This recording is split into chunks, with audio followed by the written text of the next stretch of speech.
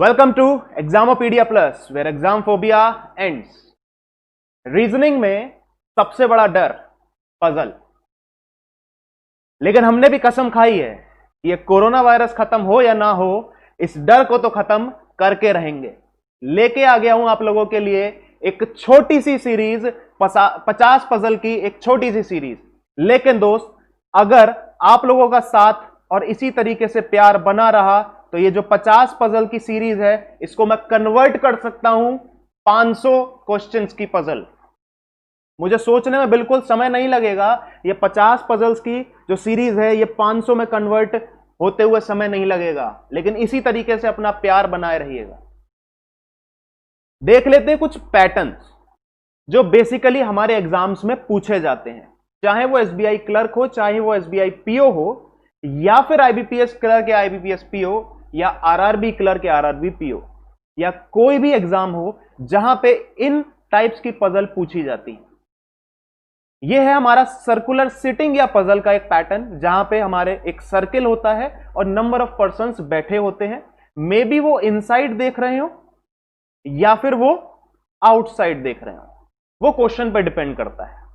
इस टाइप का एक लीनियर पजल का एक अरेंजमेंट आता है हमारे पास, या फिर सिटिंग अरेंजमेंट आता है, जहां पे या तो ये पैरेलल रोज में 6-6 करके या 8-8 करके लोग बैठे होते हैं, या फिर सिंगल लाइन में आपके 6 लोगों की सिटिंग होती है या 8 लोगों की होती है। It depends on question to question.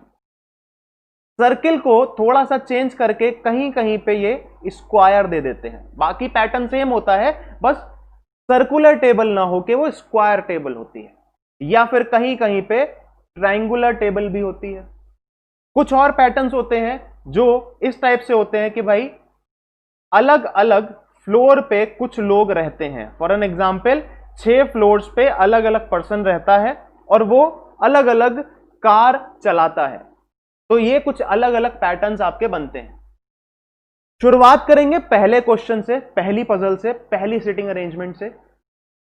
कोई फिक्स पैटर्न नहीं रखा है, मिक्स करके पढ़ाऊंगा सो दैट आप सारी चीजों को आराम से समझ पाओ, हर सिचुएशन को झेलने का आपको सलीका आ पाए।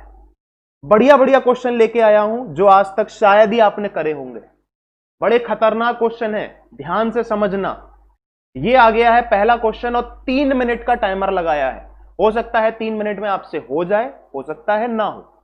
कोशिश करना, टाइमर स्टार्ट कर दिया गया है। नहीं होता है तो हम बताएंगे, हिंदी इंग्लिश दोनों में है। फटाफट से सॉल्व करिए।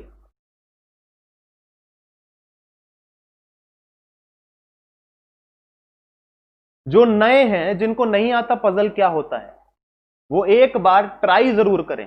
ये नहीं कि मुझे तो आता ही नहीं है, जब 3 मिनट बीत जाएंगे तभी हम देखेंगे। कम से कम कोशिश तो करो, क्वेश्चन तो पढ़ो, ताकि जब मैं समझाऊं तब आपको समझ में आ पाए। करिए।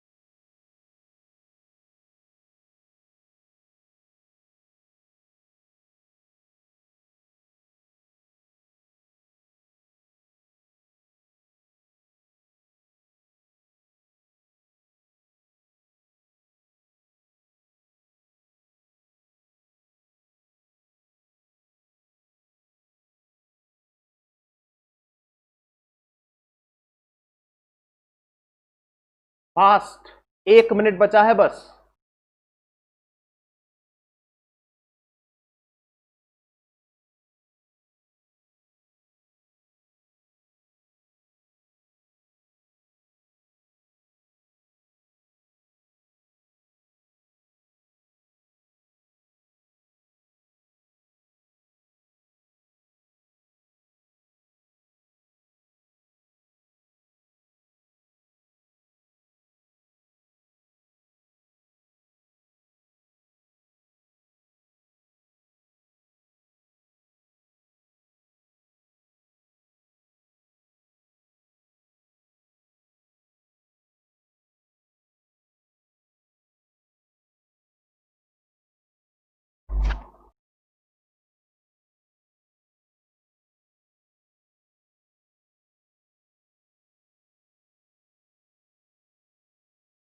चलिए, कुछ लोगों ने ट्राई किया, कुछ लोगों ने नहीं किया, और कुछ लोग शायद नहीं कर पाए।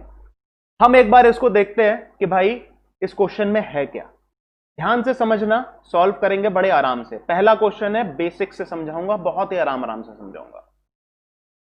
सबसे पहला कायदा क्या होता है दोस्त, ये समझ लेना। जब भी आप कोई पजल या सेटिंग करो तो क्वेश्चन को कम से कम पढ़ो, क्वेश्चन को कम से कम पढ़ो। बार बार पढ़ोगे तो उस क्वेश्चन में आप पजल हो जाओगे। तो कोशिश ये करनी है हमें कम से कम पढ़ना है, मतलब कि एक बार पढ़ने में हमें समझ में आ जाना चाहिए क्वेश्चन क्या कह रहा है। दूसरी बात, अब भाई इतना बड़ा क्वेश्चन है, एक बार में पढ़ के कैसे समझ आएगा?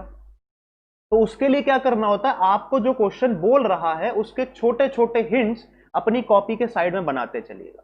कैसे बनाने हैं बता देता हूं। स्टार्टिंग बोल रहा है वो कि भाई 8 पर्सन्स हैं और वो उनके नाम दे रखे हैं। They live on a separate floors, 8 floors की बिल्डिंग है, अलग अलग फ्लोर पे वो रहते हैं, ठीक है, but not necessarily in the same order. ठीक है भाई, मतलब कि ये जो PQRST ये लिखा है ना, इस ऑर्डर में नहीं है, वो आगे पीछे हो सकते हैं। इसके बाद लिखा है कि ग्राउंड फ्लोर जो है वो नंबर 1 है, ग्राउंड फ्लोर जो है वो नंबर 1 है, और जो टॉप फ्लोर है वो नंबर 8 है। ठीक है, फिर यहां से आपकी कहानी शुरू हो रही है और यहां तक जा रही है। इतना छोटा सा क्वेश्चन है। मुद्दा क्या कहता है कि सबसे पहले मुझे यह पता होना चाहिए कि जो क्वेश्चन है उसका बेस क्या है। अगर वो बेस नहीं पता होगा तब तक मैं क्वेश्चन नहीं कर पाऊंगा। ठीक है, तो मैं सबसे पहले ये देख लेता हूं इसका बेस क्या होता है। इसका बेस कुछ इस तरीके का बनता है। फॉर एन एग्जाम्पल, मैं सिर्फ इस वाले डायग्राम को देखूंगा। ये पॉसिबिलिटीज के लिए अलग अलग हमने डायग्राम ले लिए। यहां पे है हमारा 8th floor, 7th, 6th, 5, 4, 3, 2 and 1। ये 8 फ्लोर की एक बिल्डिंग है और इस तरीके से लोग यहां रहते हैं। ठीक है ना, इस तरीके से हमने बनाना है। बात समझ आ गई ना? ठीक है, चलो जी। अब ये हमारे पास कुछ पॉसिबिलिटीज के लिए हमने डायग्राम ले लिए हैं। जैसा जैसा क्वेश्चन कहेगा वैसा वैसा हम कर लेंगे। ठीक, नंबरिंग कर लें, 8, 7, 6, 5, 4, 3, 2, 1। ठीक, बोल रहा है सबसे पहली line, U lives on an odd numbered floor. अब ऑड नंबर क्या होते हैं? यू कहां रहता है? यू रहता है या तो 1 पे, या फिर 3 पे, या फिर 5 पे, या फिर 7 पे, यहीं रहता होगा। ठीक है, फिर बोल रहा है 4 person live between T and S। तो देखो भाई, T और 4 पर्सन का गैप लगा के S, ये इस तरीके से कहीं बैठे होंगे। हो सकता है S हो और 4 फ्लोर के बाद T हो, इस तरीके से भी हो सकता है। हमें कुछ पता नहीं है कि S ऊपर है कि T ऊपर है। ठीक है ना? अब बोल रहा है 4 person live between T and S। ये बहुत ध्यान वाली लाइन है। Who lives one of the floor below the floor on which you lives। थोड़ा सा कंफ्यूजन होगा लेकिन टुकड़ों में समझाऊंगा, समझ में आ जाएगा। ठीक है, सबसे पहले समझना है कि भाई इस यू का क्या खेल है। जो यू, ये हु लगा होता है ना, जहां पे भी ये हु वर्ड यूज हो रहा है, जहां पे भी ये हु वर्ड यूज हो रहा है, ये अपने जस्ट पड़ोसी के लिए यूज होता है। ये बात याद रखना। किसके लिए यूज होता है? पड़ोसी के लिए। तो यू के पड़ोस में कौन लिखा है? एस। तो मतलब कि ये एस के लिए यूज हो रहा है कि S lives one of the floor below the floor on which U lives. ठीक है, मींस यू जो है, सॉरी, एस जो है वो यू के किसी एक फ्लोर के नीचे रहता है। यू के किसी एक फ्लोर के नीचे एस रहता है। ठीक, इस लाइन का यह मतलब था। बट, अब बट लिखा है यहां पे, बट नॉट इमीडिएटली बिलो। मतलब क्या कह रहा है? एस यू के किसी एक फ्लोर नीचे रहता है लेकिन तुरंत नीचे नहीं रहता है। बात समझ आ गई? ठीक है, अब यहां पे लिखा है R lives on the floor numbered which is multiple of 2। Multiple of 2 क्या है? या तो आर यहां होगा, हाँ या ना, या फिर आर यहां होगा, ठीक, या फिर आर यहां होगा, या फिर आर यहां होगा, हाँ या ना। हमारे पास ये 8 फ्लोर्स हैं और आर किन्हीं भी इवन नंबर पे हो सकता है। उसने लिखा है R lives on a floor which is multiple of 2, तो 2 का मल्टीपल ये सारे हैं, even number multiple of 2, but not on 6th floor, तो 6th फ्लोर वाला जो पॉसिबिलिटी है वो हम हटा देंगे, बात खत्म। तो हमारे पास अभी 3 पॉसिबिलिटीज आ गई। अब 3 में कौन सा सही कौन सा गलत वो देख लिया जाएगा, ठीक है। आगे लिखा है दोस्त, V lives on a even numbered floor. V जो है वो इवन नंबर फ्लोर पे है, वो किसी भी फ्लोर पे हो सकता है, ठीक है। चलो, more than 2 person live between V and S.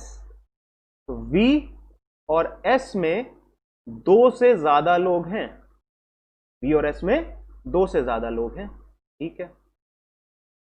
चलो इसको हु को हटा दें, थोड़ा सा स्पेस बन जाएगी। Q lives immediately above the floor on which W lives. तो Q lives immediately above the floor on which W lives। ये बात हमारे पास फिक्स है, इसीलिए मैंने इसको टिक मार्क कर लिया। ये मेरा एक तरीका है कि अगर कोई चीज एज इट इज मुझे रखनी है, सो दैट जैसे क्वेश्चन में बोला है कि Q तुरंत नीचे है W के, तो ये मुझे पता है ये एज इट इज रखना है, तो मैंने इसको टिक मार्क करके रख लिया, जहां पे भी जरूरत पड़ेगी वहां लगा दूंगा, ठीक। अब क्या बोल रहा है? R does not live below you.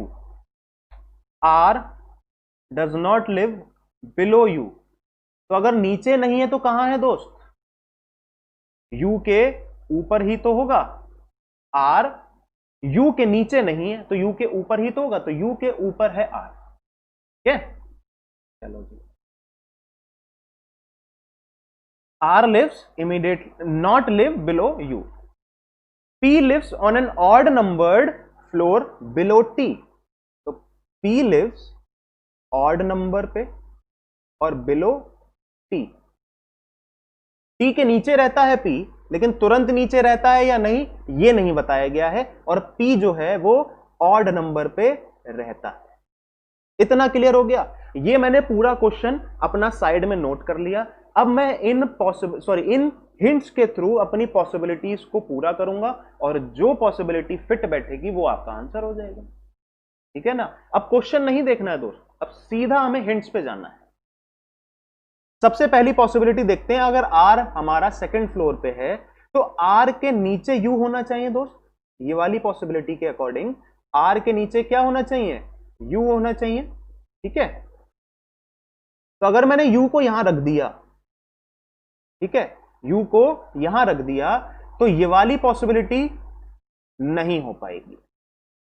You के नीचे मुझे चाहिए एस और वो यहां पे आएगा नहीं, तो ये वाली पॉसिबिलिटी गलत हुई।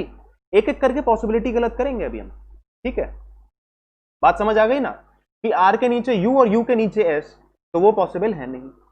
अब सेकंड वाली पॉसिबिलिटी देखो, आर के नीचे यू चाहिए और यू के नीचे एस चाहिए। अब यू जो है वो कहां है? ऑड नंबर पे है, तो यू यहां पे आएगा, और यू के नीचे एस चाहिए लेकिन तुरंत नीचे नहीं होना चाहिए, तो एस यहां पे आ जाएगा। बात क्लियर हो गई? ठीक है।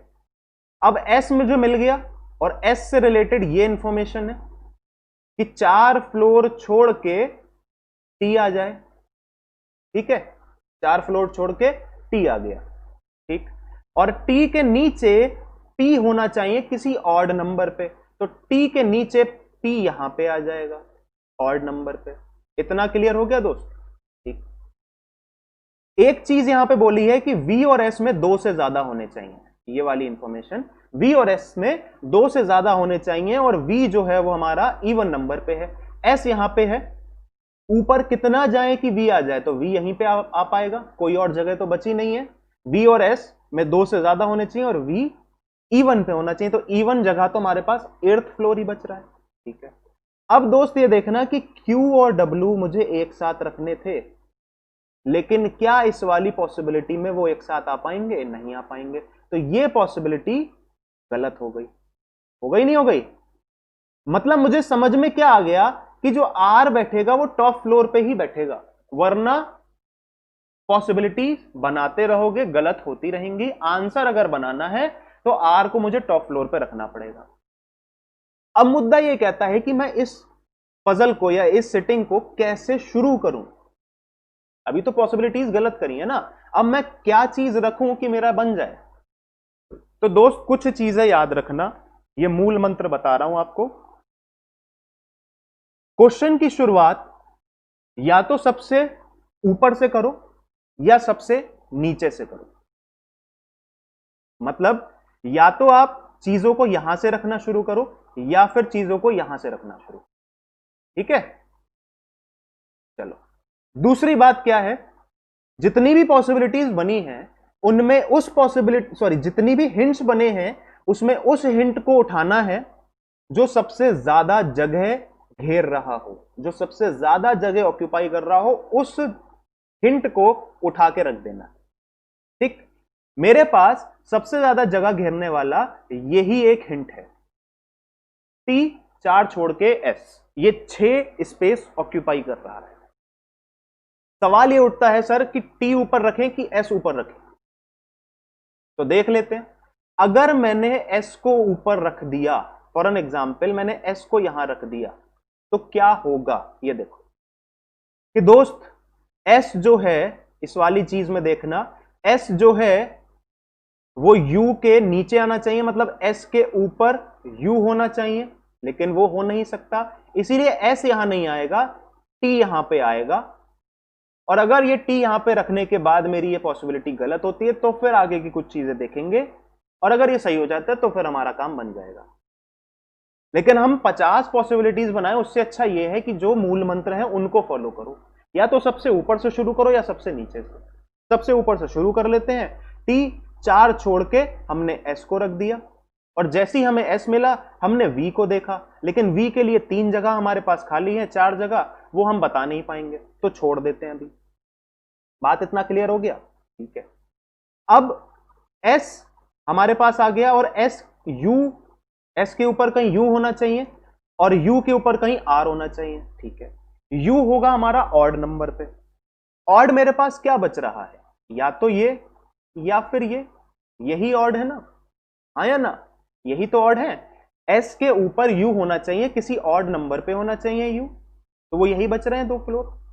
लेकिन ये बताया गया था क्वेश्चन में, ध्यान से देखना, यहां पे एक बार मैं फिर से आपको बता दूं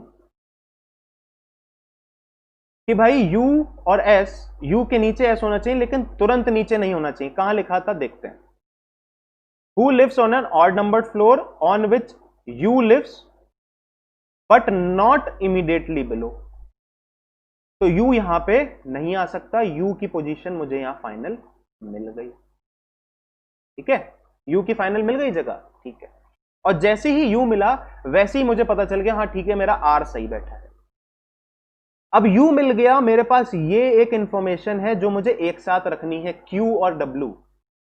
तो कहीं पे मुझे दिखाई दे रहा है Q और W एक साथ रखने के लिए? बिल्कुल दिखाई दे रहा है कि Q को यहां रखेंगे और W को यहां रखेंगे। ठीक है, अब देखो S के ऊपर V चाहिए, लेकिन 2 से ज्यादा होने चाहिए, S और V में 2 से ज्यादा होने चाहिए, तो S के ऊपर V यहां पे आ गया। T के नीचे P होना चाहिए ऑड पे, तो T के नीचे P हो जाएगा ऑड पे। ये आपका एक सही अरेंजमेंट बन गया। था ना क्वेश्चन सही? बढ़िया क्वेश्चन था, तो वीडियो को लाइक करके जरूर जाना। अभी अगला क्वेश्चन बचा है, लेकिन इंटरेस्टिंग क्वेश्चन था, थोड़ा सा ट्रिकी था, थोड़ा मजेदार था, लेकिन सिंपल भी था। एक पीओ लेवल का क्वेश्चन था ये, जो आप 3 मिनट के अंदर कर सकते थे। ठीक है, इसका एक फाइनल अरेंजमेंट देख लेते हैं, वो है आपके पास ये। इसका स्क्रीनशॉट ले लो, अपने पास रखो, क्वेश्चन को सॉल्व फिर से करना। एक बात और बता रहा हूं दोस्त, जितने भी क्वेश्चन करा रहा हूं उनको करना तो, लेकिन 4 दिन के बाद रिपीट जरूर करना। 4 दिन के बाद रिपीट जरूर करना, क्योंकि रिपीट जब तक नहीं करोगे तब तक वहां पे आपको एक्सीलेंस नहीं आएगा, काबिलियत नहीं आएगी। ठीक है, अगला क्वेश्चन ध्यान से देखना, इंटरेस्टिंग क्वेश्चन है, थोड़ा सा ट्रिकी है, एक छोटा सा इसमें ट्विस्ट डाला है मैंने। टाइमर स्टार्ट हो गया है, तैयारी कर दो, शुरू हो जाओ।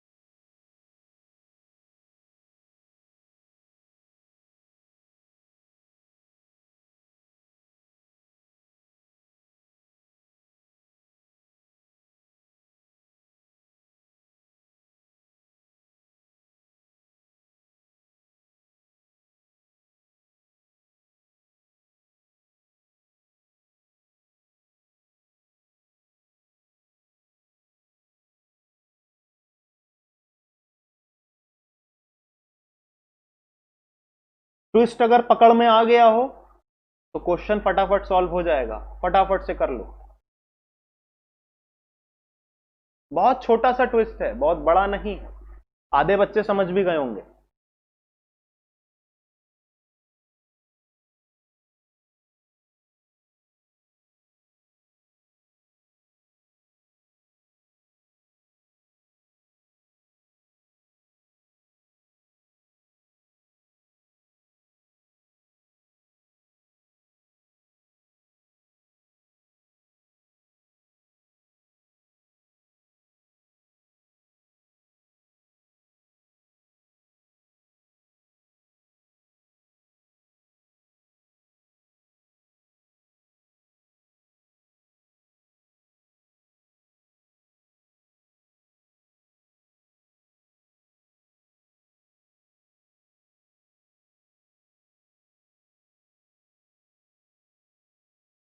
अगर हिंदी में कुछ गड़बड़ लग रहा हो तो इंग्लिश को रेफर कर लेना, हो सकता है हिंदी में कुछ गड़बड़ मुझे जैसा दिखाई दे रहा है, एक बार देख लेना आप लोग, वरना इंग्लिश को रेफर कर लेना। इंग्लिश वाला एकदम सही है, हिंदी वाला हो सकता है ट्रांसलेशन में कुछ गड़बड़ हो गया। ठीक है,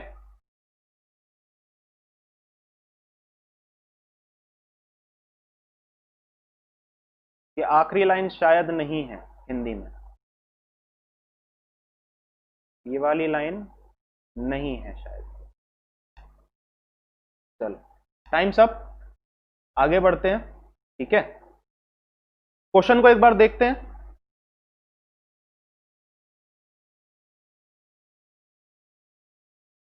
देखो एक चीज यहां मिसिंग है, बुक क्यू है ना, ठीक, यहां पे मिसिंग हो रहा है बुक क्यू। ठीक है, यहां पे क्यू आएगा। ठीक, सबसे पहले क्वेश्चन का एक बेसिक देख लेते हैं है क्या। 7 बुक पब्लिश हुई हैं, अलग अलग ईयर्स में हुई हैं। ठीक है ना, इतना में समझ में आ गया। तो इसका एक बेस देख लेते हैं, बेस क्या होगा, कुछ इस तरीके से होगा कि मैंने यहां पे ईयर्स लिख देने लाइन से। ये सबसे इंपॉर्टेंट चीज होती है कि ईयर्स आपको लाइन से लिखने होते हैं। 2005 के बाद क्या है, 2010, 2012, 2014, 2016 एंड 2000। आपने लाइन से सारे ईयर्स लिख दिए और अलग अलग पॉसिबिलिटीज को बना लिया, फिर देखेंगे आगे कैसे कैसे होगा। देखो पिछले क्वेश्चन में जो लिखा था ना, वो यही लिखा था कि book Q published on an odd numbered year. ठीक है, तो हमने वो देखना है, book Q published on an odd numbered year. ठीक, तो यहां पे लिख दो इसको, क्यू जो है वो ऑड पे पब्लिश हुई है। ठीक, वैसे ऑड है कौन कौन से, क्यू या तो यहां होगा, या फिर यहां होगा, या फिर यहां होगा, इसके अलावा तो कोई ऑड है नहीं, तो इसको सीधा सीधा यहां पे लिख ही देते हैं ना। ठीक है, तो Q हमारा या तो 2001 में होगा या 2005 में, 2019 में, बाकी सारे इवन ईयर्स हैं। Only 3 books published in between Q and U, तो Q और U में 3 बुक पब्लिश हुई है। U यहां आ जाएगा, U इस वाले केस में यहां आ जाएगा और U इस वाले केस में यहां आ जाएगा। 3 बुक पब्लिश कर दी है हमने U और Q के बीच में। Book R published 4 years after the year in which S published. ये एक ट्रिकी लाइन थी। क्या था? Book R is published 4 years after the year in which S published. तो S के बाद R आया है, पहली बात तो ये, ठीक है ना, ये बात तो तय हो गई कि S के बाद आया है R, ठीक। जो ये 4 years है ना दोस्त, ये हमें समझना है। 4 years का मतलब ये नहीं है कि 4 अलग अलग चीजों को छोड़ के आएगा, नहीं, 4 years का गैप होना चाहिए। फॉर एन एग्जाम्पल, हमारे पास जो गिवन ईयर्स हैं उसमें 4 years का गैप क्या है? 2001 से लेके 2005, ये एक गैप है।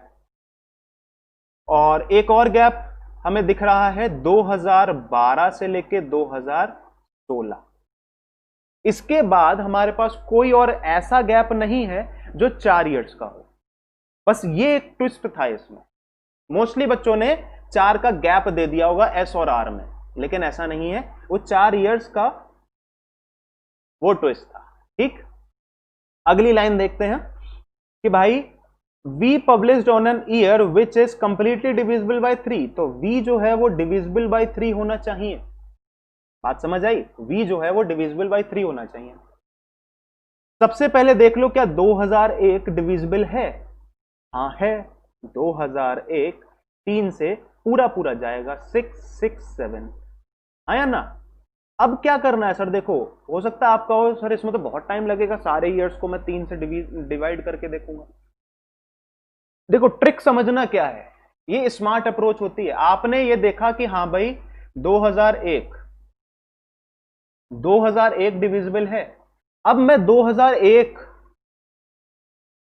जब डिविजिबल आ गया मेरे पास, मैं आपसे पूछूं क्या 2004 डिविजिबल होगा? बिल्कुल होगा। क्यों? क्योंकि मैंने जब देखा 2001 से 2004 में कितना ऐड किया, 3 तो ऐड किया, तो 3 तो डिविजिबल होगा ना 3 से। तो बस हमें 2001 में उतने नंबर ऐड करने हैं जो 3 से डिविजिबल हो। क्या 2005 डिविजिबल होगा? नहीं। 2010 बिल्कुल होगा, क्योंकि 2010 में हमने 9 ऐड किया। 2001 से 9 ऐड करेंगे तभी तो 2010 आएगा। 2012 नहीं, 2014 भी नहीं, 2016 हो जाएगा। और 2000 यहां हटा देते हैं, 2019 हो जाएगा। तो V इन 4 सालों में से किसी एक ईयर में आएगा। बात समझ आ गई? ठीक है, चलिए। अब बोल रहा है T published on an even numbered floor before U। तो U के पहले T पब्लिश हुआ और एक इवन नंबर पे हुआ, ठीक है। P publish one of the year, एक मिनट रुकिए, P publish one of the year before Q। Wow, Q के पहले P पब्लिश हुआ है किसी एक फ्लोर पे, ठीक है। अब ये वाली कंडीशन देखना कि Q के ऊपर P चाहिए, तो P की तो जगह ही नहीं है, तो ये वाला कंडीशन गलत। Q के ऊपर P यहां पे आ सकता है, आ सकता है, ठीक है। अब Q के ऊपर P और इवन जगह पे बहुत सारी जगहें हैं, मैं नहीं बता सकता, कोई बात नहीं। अब समझने वाली बात क्या है वो समझना। इस वाली कंडीशन को पकड़ लेते हैं पहले।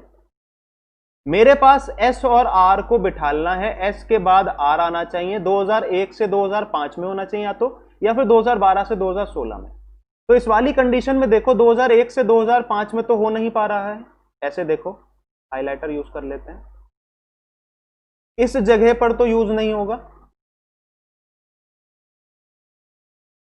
इस जगह पर तो यूज नहीं होगा ना 2001 से 2005, हाँ। लेकिन हाँ 2012 से 2016 क्या यहां पे यूज हो पाएगा? यहां भी नहीं हो पाएगा, हाँ। 4 साल का गैप ये भी तो आ रहा है, ठीक है। अच्छा, एक और गैप भी तो आ रहा था, एक और गैप भी तो आ रहा है 2010 और 2014, ये भी तो गैप आ रहा है, आया ना? ठीक।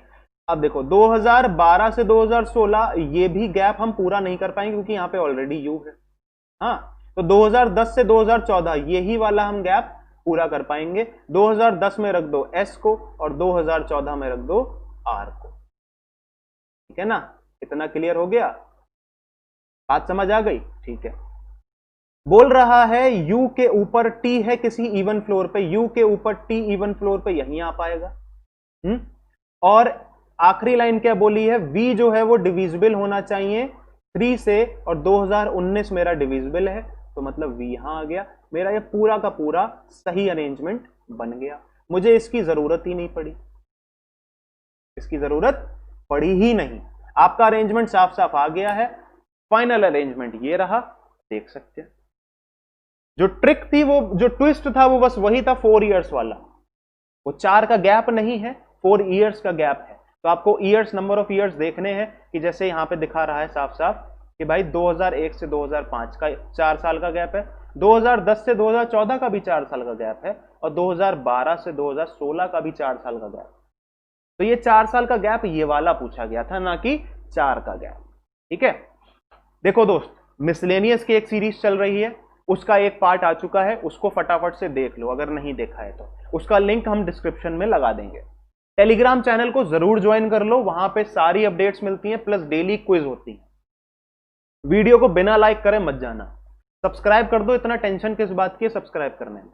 बताओ, सब्सक्राइब करने में कुछ लग रहा है? कर दो ना चुपचाप। ठीक है। कमेंट सेक्शन में बताना क्वेश्चन कैसे लगे।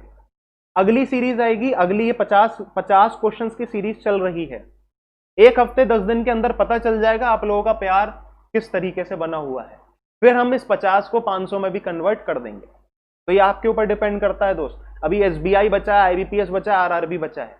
तो 500 क्वेश्चन की सीरीज आपके लिए बहुत फायदेमंद साबित हो सकती है, बशर्ते आप हमें उतना सपोर्ट कर पाए, सो दैट हम आपके लिए मेहनत करें।